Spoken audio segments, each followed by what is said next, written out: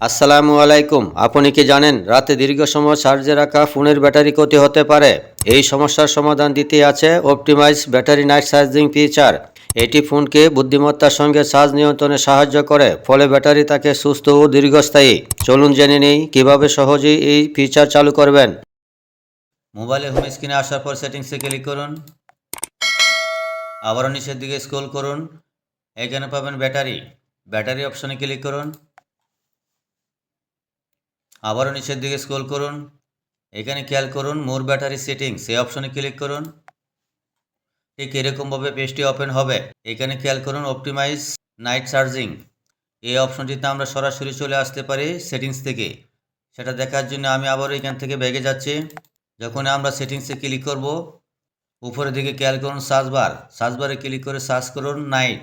আমি এখানে নাইট লিখে সার্চ করে দিচ্ছি। নাইট লিখে সার্চ করার পর ঠিক এরকমভাবে পেজটি ওপেন হবে। এখানে খেয়াল করুন অপটিমাইজ নাইট চার্জিং, এই অপশনে ক্লিক করুন। এখন খেয়াল করুন সরাসরি এই পেজটিতে আবার নিয়ে আসলো।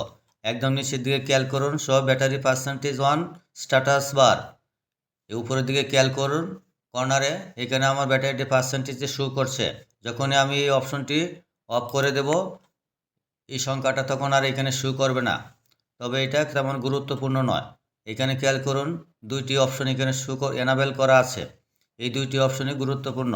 প্রথমটি হচ্ছে স্লিপ স্ট্যান্ড বাই অপটিমাইজেশন, তার নিচেই লেখা আছে ইউর ফোন কনজাম লেস পাওয়ার, অর্থাৎ আপনার ফোনে বিদ্যুৎ কম খরচ করবে। অ্যান্ড রিডাক্স নোটিফিকেশন, এবং নোটিফিকেশনও কমিয়ে দেবে when you are asleep, যখন আপনি ঘুমিয়ে থাকবেন। সুতরাং এই অপশনটি যদি অফ থাকে অন করে রাখতে হবে। তার নিচে লেখা আছে অপটিমাইজ নাইট চার্জিং, তার নিচে আবারও খেয়াল করুন to reduce battery aging, your phone learns from your daily charging routine, so it can control the charging speed at night and avoid over charging.